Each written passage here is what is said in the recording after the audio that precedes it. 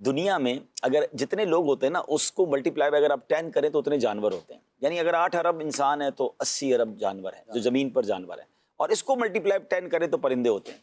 یعنی اس کا مطلب دنیا میں 800 ارب پرندے ہیں. پرندوں کی کالونی کون سی ہے؟ پرندوں کے گھر کون سے ہیں؟ پرندے کہاں رہتے ہیں؟ کبھی سوچا آپ نے؟ پرندے کسی بلڈنگ میں نہیں رہتے, پرندے درختوں پہ رہتے ہیں.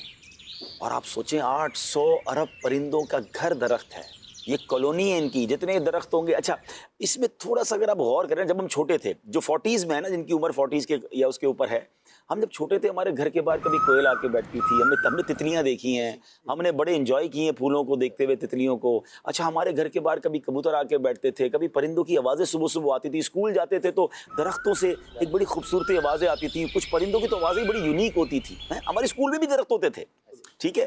اب کہاں ہیں وہ آوازیں؟ اب کہاں ہیں وہ پرندے؟ اب تو آپ کے بچوں کو شاید تتلیاں, ان کو بٹرفلائی باغ میں جانا پڑتا ہے. تو کوئل کی آواز شادر و نادر. ہاں یعنی اب بچوں کو شاید بٹرفلائی تصویر میں تو دیکھی ہوگی, ہم نے تو اسکول میں اپنی کاپیوں میں, اور چلو جو غلط کیا صحیح کیا, لیکن ہم کاپیوں میں بھی سنبھال کے رکھتے تھے اور تتلیوں کو پکڑتے بڑے شوق سے تھے. شہد کی مکھیاں, یہ سب کہاں گئے؟ ایک غور کرنے والی بات ہے. شہر کراچی والوں سے میں بات کر رہا ہوں, ہو سکتا ہے گاؤں میں ابھی بھی نظر آتی ہوں. جو بڑے بڑے شہر ہم نے کانکریٹ کے جنگل بنا دیے نا, ہم نے صرف بلڈنگیں بنائی, ہم نے روڈیں بنائی, درخت کاٹتے گئے. اچھا دنیا کے کئی پرندے ایسے ہیں جو ہم نے پڑھا کہ وہ سینکڑوں ہزاروں کلومیٹر کا سفر کر کے مائیگریٹ کرتے ہیں مختلف ملکوں میں. اچھا وہ جا کے رہیں گے کہاں؟ اب جن شہروں میں گھر ہی نہیں ہے پرندوں کے, تو وہ پرندے کیوں آئیں گے ہمارے پاس؟ وہ اللہ کی مخلوق کیوں آئے گی؟ اللہ پاک کی یہ مخلوق ہے, جہاں سایہ دے رہے ہیں, جہاں پھل دے رہے ہیں, جہاں آکسیجن دے رہے ہیں, وہاں پرندوں کو گھر بھی درخت دے رہے ہیں. کاغذ لکڑی سے بنتا ہے, تو بہت کچھ ہے, بہت